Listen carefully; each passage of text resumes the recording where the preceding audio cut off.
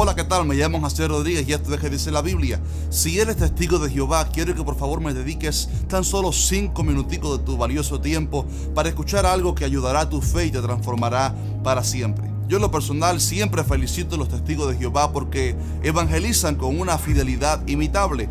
Tienen muchos valores buenos y otras cosas que elogiar, pero tienen un gran error doctrinal que les impide ser salvos. Me estoy refiriendo al hecho de que no creen que Jesús es Dios o que es divino. Esto, estimado amigo, es muy grave porque si no crees que Jesús es Dios, entonces no puedes ser salvo. Porque ¿cómo vas a tener un Salvador que no es Dios? Por esto me he propuesto con mucho amor y respeto hacia su persona demostrarte por tu Biblia, en la traducción Nuevo Mundo, que Jesús sí es Dios y que Él sí es divino. Primeramente, tanto testigos de Jehová como católicos y protestantes creemos que la Biblia es inspirada por Dios y que ella es infalible. Por lo tanto, este libro contiene la verdad y una doctrina para ser salvos. Así que veamos qué nos dice esta Biblia acerca de la deidad de Jesús. En Isaías 9:6, cuando el profeta habla acerca del nacimiento de Jesús en la tierra, dice: porque un niño nos ha nacido, un hijo se nos ha dado, y el regir principesco vendrá a estar sobre su hombro, y por nombre se le llamará, oiga esto, maravilloso consejero, Dios poderoso, Padre eterno, príncipe de paz. Así que puedes ver aquí que desde el Antiguo Testamento ya a Jesús se le llama Dios poderoso. Romanos 9 dice que de los judíos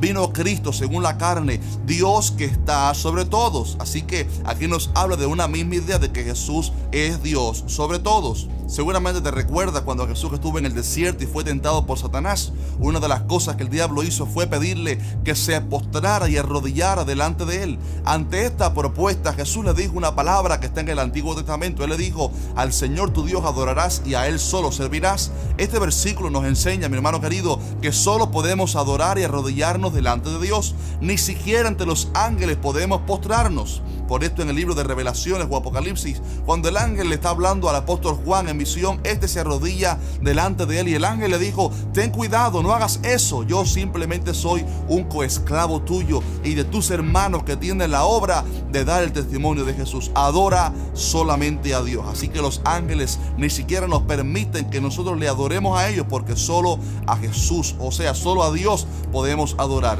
Pero aquí viene una gran enseñanza. En su ministerio público, Jesús permitió que se postraran y arrodillaran frente a Él. Un ejemplo clásico es cuando Él sanó a aquel ciego de nacimiento, y dice la palabra que creyó en Él y se postró y le adoró, y Jesús permitió que lo adoraran. Así que vemos en la Biblia que Jesús permitió que le adoraran. Te pregunto, ¿cómo Jesús permitió que le adoraran si Él supuestamente no es divino? La palabra nos enseña, repito, que solo a Dios podemos adorar. Ni siquiera los ángeles permiten que nos arrodillemos delante de ellos. ¿Cómo entonces Jesús permitió que le adoremos? Obviamente Él tiene que ser Dios y tiene que ser Señor para que Él permita que nos postremos y adoremos ante Él. Muy apreciado testigo de Jehová, Jesús se dejó adorar porque Él era y es Dios. Cuando en el Antiguo Testamento Jehová estaba hablando, no solo hablaba el Padre, sino que también hablaba el Hijo y el Espíritu Santo. En Génesis, cuando Dios hace el mundo, dice: hagamos al hombre a nuestra imagen y semejanza.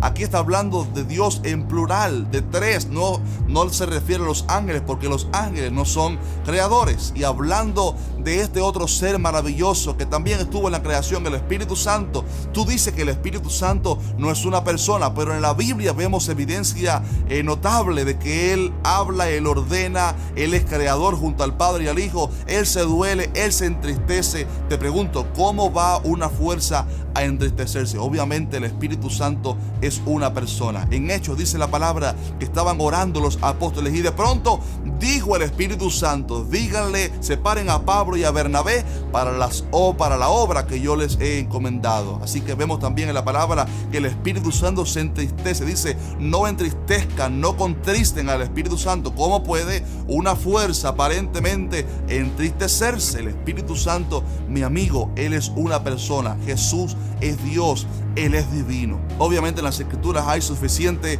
evidencia de que Jesús es Dios, pero tristemente la traducción que usted tiene en su casa, la versión Nuevo Mundo, quitó sin temor alguno algunos versículos que no le convenían e incluso cambiaron ciertas palabras. Por ejemplo, en Juan 1:1, cuando dice: en el principio era el verbo y el verbo era con Dios y el verbo era Dios, esta palabra ahí en ese versículo, los testigos de Jehová la cambiaron y pusieron: Él era un Dios, y ese Dios lo pusieron con minúscula, como si hubieran varios pequeños dioses, pero la palabra lo que nos enseña es que Jesús es Dios con mayúscula. Él es divino. Creer en Jesús como Señor, como Salvador y como Dios es una necesidad para que seas salvo. Por favor, no te dejes engañar. Acepta a Cristo, reconoce que Él es el Señor, porque ¿cómo vas a tener un Salvador que no es Dios? ¿Cómo vas a tener a un Salvador que no es divino? Jesús es Dios, porque Dios es Padre, Hijo y Espíritu Santo. Así que, mi amigo querido, por favor, cree en Jesús como Señor, como Salvador, pero también como Dios. Si no tienes a Cristo, si no tienes al Hijo, tampoco tienes al Padre. Oro al Señor que el Espíritu Santo te transforme y te guíe a toda verdad. Dios te bendiga.